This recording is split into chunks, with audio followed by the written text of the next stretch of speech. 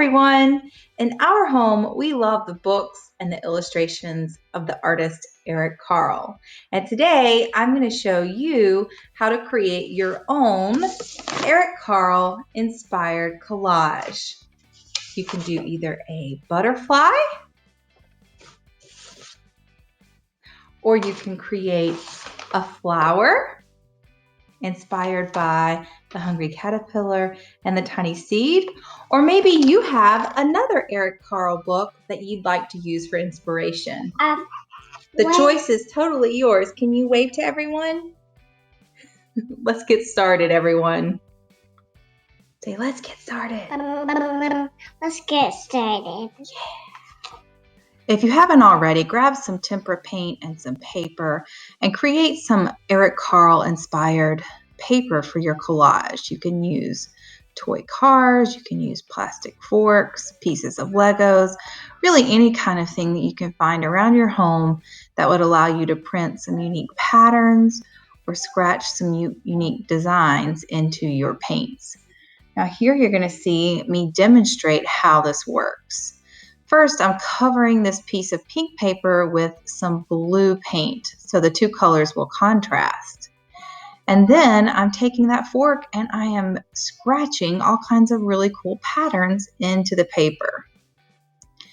Now, on top of that, I'm going to do some fun printing. So you can see I have a Lego and I'm actually printing some patterns on the paper. You can overlap patterns and that's really a lot of fun. Experiment with different colors of paper and different types of objects to make some patterns on your paper. Here I have a fork. I'm pushing it down onto the paper to make some patterns. And now I'm going to also do a little more scratching to see what I can create. Also, look at this fun toy. How cool is that? Make yourself lots of different papers so you have lots of colors to work with.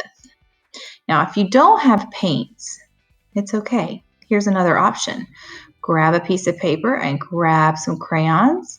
Peel the paper off your crayons and lay them on their side and do some rubbings.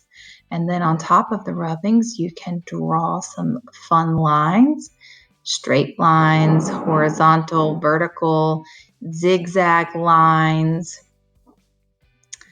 You can make wavy lines. Look at how I repeat the same line over and over to make a pattern. Now I'm going to use another color and do some circles over and over.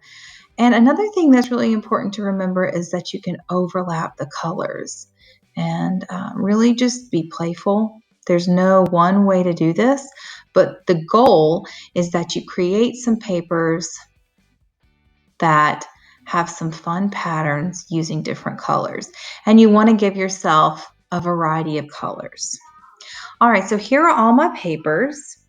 And I'm going to start making a collage now. I'm going to make a butterfly first. So I fold my paper in half and draw a large letter B on it and cut out the letter B.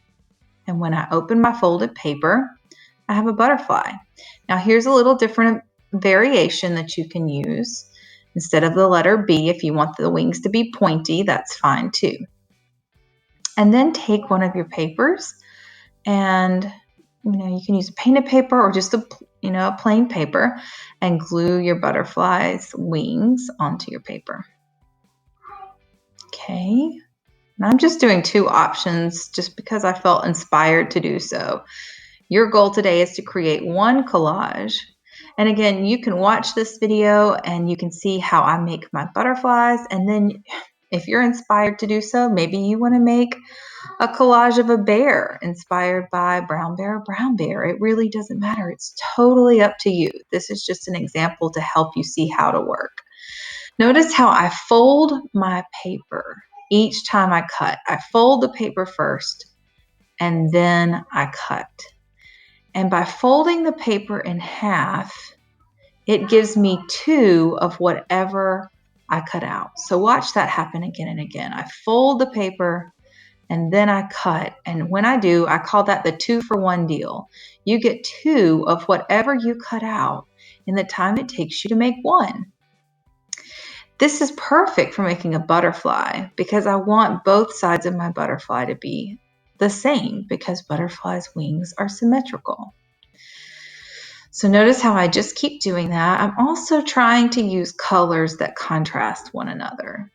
I don't want my colors to be very similar. So maybe making one color a darker shade of a color and another one a lighter tint of a color and layering and overlapping those. Also, when you're applying glue, make sure you always glue down the thing that is in the back first. So think about the order of the overlapping. And remember, you can wait until you're sure that you know where you want everything to go to start gluing it down. So here you can see I've waited to glue down all of these details on my butterfly's wings until I was really sure where I wanted them to go. Another tip is when you're gluing things down, hold it in place for just a few seconds. Now this video is on a time lapse because it really took me, about 15, 20 minutes to make these. And so you obviously don't want to watch a video that is that long. So I've made the speed of the video faster, and that's called a time lapse. But really, if we were watching it in real time, you would see that I hold down anything that I glue for a few minutes. You can also draw on your butterfly if you would like to add details. Now let's make our beautiful flower. This one is inspired by the book, The Tiny Seed. So first I'm going to cut a big circle. That's the center of the flower. Now I'm making the stem of my flower and cutting out some leaves for the stem. I'm going to go ahead and glue that part down because I feel good about, where I want that to go and what I want it to look like. And here's the fun part. Now I'm going to make the petals. I'm going to fold my paper that I'm going to use today. And I'm making sure I choose a paper that contrasts nicely. So really want to find a color that's going to work well.